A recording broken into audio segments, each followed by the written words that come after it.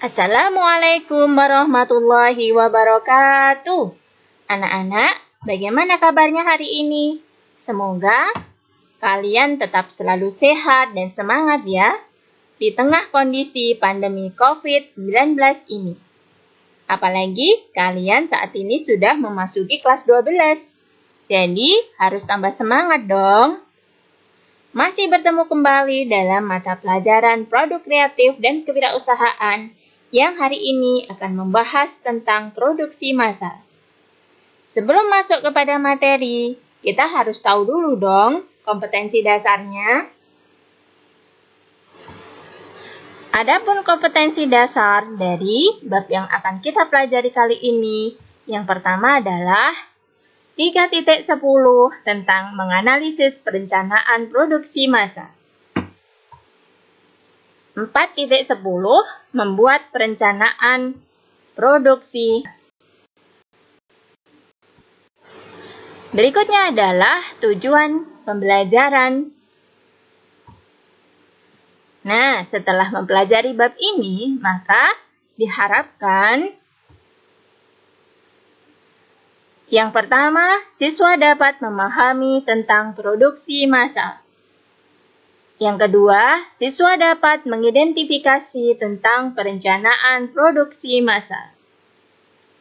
3. Siswa dapat mengidentifikasi rancangan produksi massal. 4. Siswa dapat mengidentifikasi tahapan produksi massal. 5. Siswa dapat menganalisis dan mempresentasikan proses produk suatu perusahaan. Dan yang keenam, siswa dapat membuat dan mempresentasikan rancangan produk Berikutnya kita akan belajar tentang materi produksi massal ini. Nah, apa kalian sudah tahu apa pengertian tentang produksi massal? Betul sekali. Yang dimaksud dengan produksi massal adalah sebutan yang diberikan kepada sebuah metode memproduksi barang dalam jumlah besar dengan biaya yang rendah per unitnya.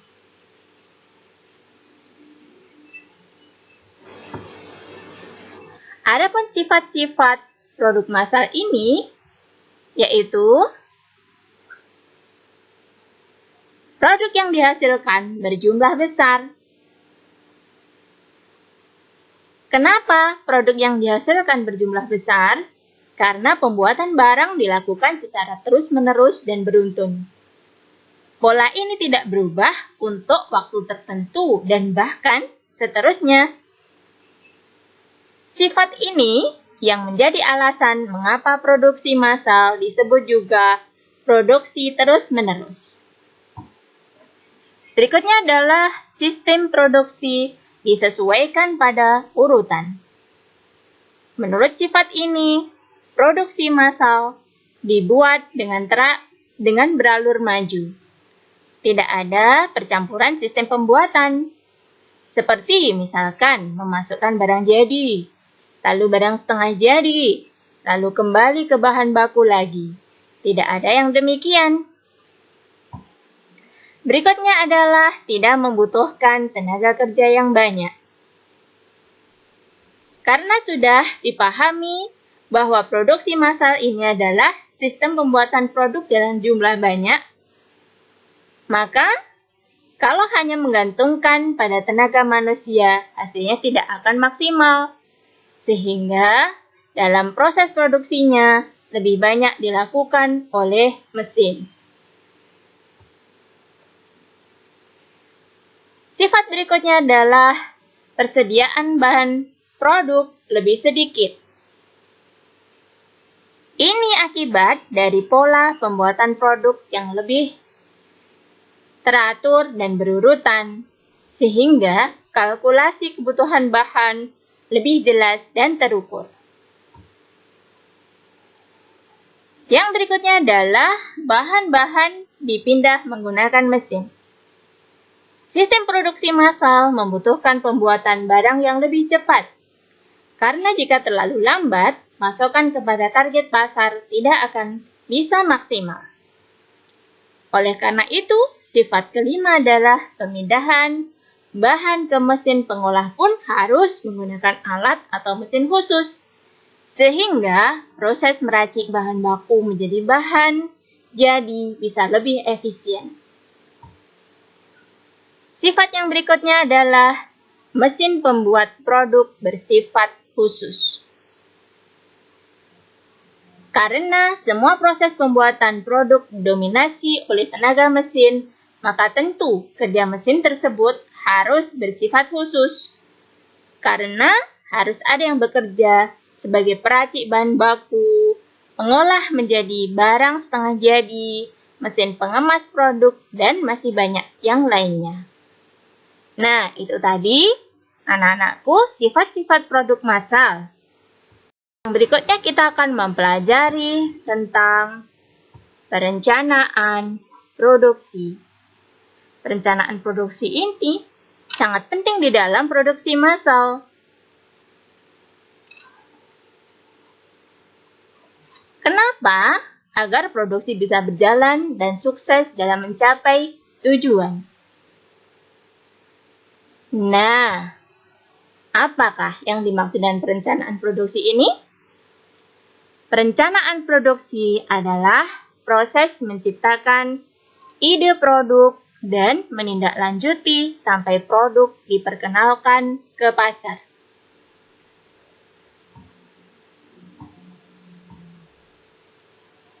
Perencanaan produksi meliputi hal-hal sebagai berikut. Yang pertama, mempersiapkan rencana produksi mulai dari tingkat agregat untuk seluruh pabrik yang meliputi perkiraan permintaan pasar dan proyeksi penjualan.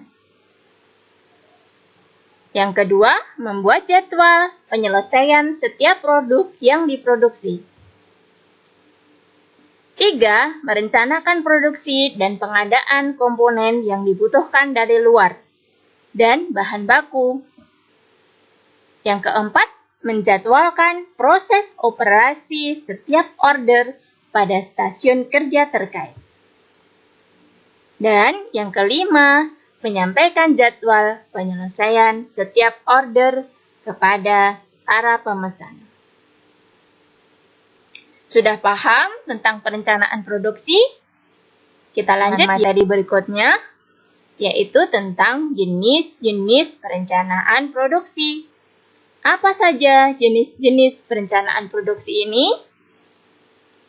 Yang pertama adalah perencanaan produksi jangka pendek atau disebut juga dengan perencanaan operasional. Perencanaan produksi jangka pendek atau perencanaan operasional yaitu penentuan kegiatan produksi yang akan dilakukan dalam jangka waktu tahun mendatang atau kurang dengan tujuan untuk mengatur penggunaan tenaga kerja, persediaan bahan, dan fasilitas produksi yang dimiliki perusahaan atau pabrik. Oleh karenanya, perencanaan produksi jangka pendek berhubungan dengan pengaturan operasi produksi. Penentuan tingkat kegiatan perencanaan ini disebut juga dengan perencanaan operasional. Jenis perencanaan produksi yang kedua adalah perencanaan produksi jangka panjang. Perencanaan produksi jangka panjang yaitu penentuan tingkat produksi lebih dari 1 tahun, biasanya sampai dengan 5 tahun mendatang, dengan tujuan untuk mengatur pertambahan kapasitas peralatan atau mesin-mesin, ekspansi pabrik, dan pengembangan produk atau product development. Nah, yang berikutnya kita akan belajar tentang fungsi dan tujuan perencanaan produksi. Apa fungsi dan tujuan dari perencanaan produksi ini? Fungsi dan tujuan perencanaan produksi yang pertama adalah menjamin rencana penjualan dan rencana produksi konsisten terhadap strategi perusahaan. Yang kedua, sebagai alat ukur performansi proses perencanaan produksi. 3. Menjamin kemampuan produksi konsisten terhadap rencana produksi. 4. Memonitor hasil produksi aktual terhadap rencana produksi dan membuat penyesuaian. Yang kelima, mengatur persediaan produk jadi untuk mencapai target produksi dan rencana strategis. Dan yang keenam adalah mengarahkan penyusunan dan pelaksanaan jadwal induk produksi. Itu tadi adalah fungsi dan tujuan perencanaan produksi. Berikutnya kita akan mempelajari tentang 5 dimensi untuk menilai kinerja usaha pengembangan produk. Apa saja kelima dimensi itu? Yang pertama adalah kualitas produk. Seberapa baik produk yang dihasilkan dari upaya pengembangan dan dapat memuaskan kebutuhan pelanggan. Kualitas produk pada akhirnya akan mempengaruhi pangsa pasar dan menentukan harga yang ingin dibayar oleh pelanggan. Yang kedua adalah biaya produk. Biaya untuk modal peralatan dan alat bantu serta biaya produksi setiap unit disebut biaya manufaktur dari produk. Biaya produk menentukan berapa besar laba yang dihasilkan oleh perusahaan pada volume penjualan dan harga penjualan tertentu. Yang ketiga adalah waktu pengembangan produk. Waktu pengembangan produk akan menentukan kemampuan perusahaan dalam berkompetensi, menunjukkan daya tanggap perusahaan terhadap perubahan teknologi, dan pada akhirnya akan menentukan kecepatan perusahaan untuk menerima pengembalian ekonomis dari usaha yang dilakukan oleh tim pengembangan. Yang berikutnya, dimensi yang keempat, yaitu biaya pengembangan. Biaya pengembangan biasanya merupakan salah satu komponen yang penting dari investasi yang dibutuhkan untuk mencapai profit. Yang kelima adalah kapabilitas pengembangan. Kapabilitas pengembangan merupakan aset yang digunakan oleh perusahaan untuk mengembangkan produk dengan lebih efektif dan ekonomis di masa yang akan datang. Nah, anak-anakku, itu tadi 5 dimensi untuk menilai kinerja usaha pengembangan produk. Berikutnya adalah tahapan produksi massal. Apa saja tahapan produksi massal ini? Tentu kalian ingin tahu, kan? Tahapan yang pertama adalah market research dan feasibility study market research. Market research dilakukan untuk mengetahui selera pasar pada umumnya. Dari market research atau penelitian pasar ini bisa didapatkan produk seperti apa yang konsumen butuhkan atau konsumen inginkan. Tahapan berikutnya adalah brainstorming. Brainstorming atau dalam bahasa Indonesia disebut juga sebagai curah pendapat, merupakan proses pengumpulan ide-ide untuk mencari solusi atau jalan keluar dari masalah yang didiskusikan.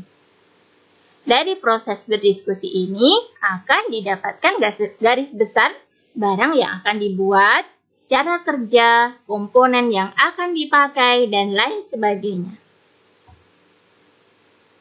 Tahapan berikutnya adalah menentukan tujuan dan batasan produk. Tujuan dan batasan produk ini diperlukan agar kita tidak berlebihan dalam merancang produk tersebut yang akan berakibat mahalnya harga jual ke konsumen. Konsumen dalam hal ini tentu saja menginginkan nilai tambah yang ditawarkan dalam produk tersebut sepadan dengan biaya yang dikeluarkan. Tahapan berikutnya adalah menggambar produk. Dengan menggambarkan produk berdasarkan hubungan dimensi komponen-komponen yang sudah ditentukan dalam tahap 2 di atas, kita akan dapat ilustrasi produk jadi. Produk bisa digambar dalam 2 dimensi atau 3 dimensi. Biasanya gambar 3 dimensi lebih mudah dimengerti oleh sebagian orang. Nah, tahapan yang berikutnya atau yang kelima adalah review produk. Produk review dilakukan untuk mengevaluasi apakah ada kekurangan pada rancangan yang sudah dibuat desainnya sampai pada tahap gambar ini. Diskusi dengan melihat gambar produk biasanya lebih mudah berkembang daripada hanya dengan membayangkannya saja. Pada tahap ini, kembali dilakukan brainstorming untuk mendapatkan hasil yang optimal dan meminimalisir masalah yang akan timbul ketika produksi massal nanti. Pada tahap ini pula, biasanya produk yang sedang dirancang perlu dibenahi sana-sini. Berikutnya adalah membuat prototipe atau sampel produk. Sampel produk bisa dibuat dengan berbagai cara. Untuk produk-produk tertentu bisa dimodelkan dengan mesin rapid prototyping. Desain bodi mobil yang stylish bisa dimodelkan dengan tanah liat khusus. Kardus pembungkus produk bisa dibuat dengan tangan. Untuk produk-produk yang sudah umum, tidak perlu sampai membuat sampel barangnya. Namun, memerlukan ketelitian dalam menggambar dan tidak boleh ada kesalahan gambar yang bisa berakibat fatal pada barang reject. Tahapan yang berikutnya adalah uji coba. Sebelum dipasarkan, tentu kita perlu menguji apakah barang yang kita buat ini benar-benar handal atau tidak. Ada yang mengujinya berdasarkan waktu, ditekan, dijatuhkan, dan lain sebagainya. Tahapan produksi yang berikutnya adalah produksi massal. Dalam produksi massal, perlu adanya kontrol kualitas agar konsumen tidak sampai menerima barang yang rusak. Dan tahapan yang terakhir adalah garansi. Garansi adalah layanan purna jual yang diberikan oleh perusahaan yang membuat produk tersebut agar konsumen tenang jika sewaktu-waktu ada kerusakan pada barang tersebut. Banyak konsumen yang memilih membayar agak lebih mahal untuk mendapatkan garansi dan ketenangan di dalam pemakaian produk. Nah, anak-anakku, demikian tadi tahapan di massal. Alhamdulillah, materi kita pada bab ini sudah selesai. Untuk pertemuan selanjutnya, kita akan membahas materi yang selanjutnya ya. Jangan lupa like, share, dan komen. Terima kasih. Wassalamualaikum warahmatullahi wabarakatuh.